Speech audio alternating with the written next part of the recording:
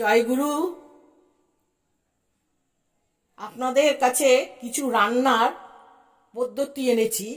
মেদিনীপুরের রান্না, কত রকম রান্না আছে মেদিনীপুরে, আপনারা শুনুন। মেদিনীপুরের একটা রান্না কুমড়োর ছক্কা, ওইটা আপনাদের বিদ্যাসাগর উনি রান্না করেছেন প্রথমে ছক্কা ছোলা দিয়ে। তারপরে একটা রান্না আলু দিয়ে ভাজি, আলু ভাজি একটু মোটা করে কেটে পোস্ত দিয়ে। এই রান্নাটা আমি আজ পর্যন্ত কোথাও পেলাম না। গোটা পোস্ত দিয়ে আলু ভাজি কোথাও পেলাম না আজ পর্যন্ত আমি।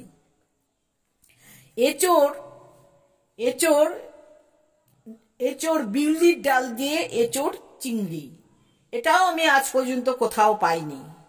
হ্যাঁ, আর আপনারা তো জানেন মেদিনীপুরের পান্তা। তাই আমি বলছি আপনাদের কাছে শুধু রান্নাটা।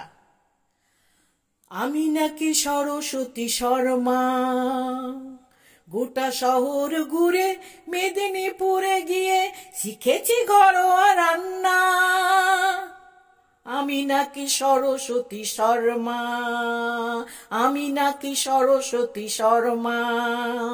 পুঁই শাক ছেচকি, কুমড়োর ছক্কা, চিকনি ঘন্ট,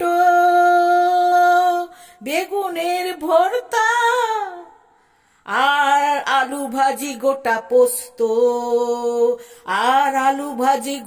পোস্ত, আমি নাকি সরস্বতী শর্মা। বিউলির ডালে এঁচোড় চিংড়ি, বিউলির ডালে এঁচোড় চিংড়ি, সব কিছু মিলে মিশে আলু পোড়া পান্তা।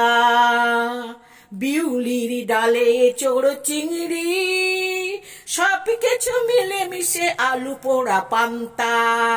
আমি নাকি সরস্বতী শর্মা, আমি নাকি সরস্বতী শর্মা।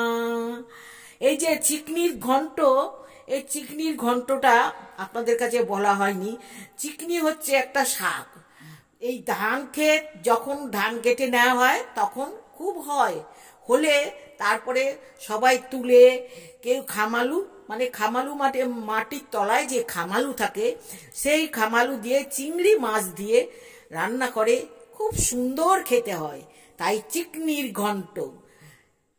নমস্কার, আপনারা প্রণাম, আমাকে সাবস্ক্রাইব করবেন, এটাই আমার একান্ত অনুরোধ। আমার এগুলো লিখতে শিখতে আমার অনেক পরিশ্রম লাগে।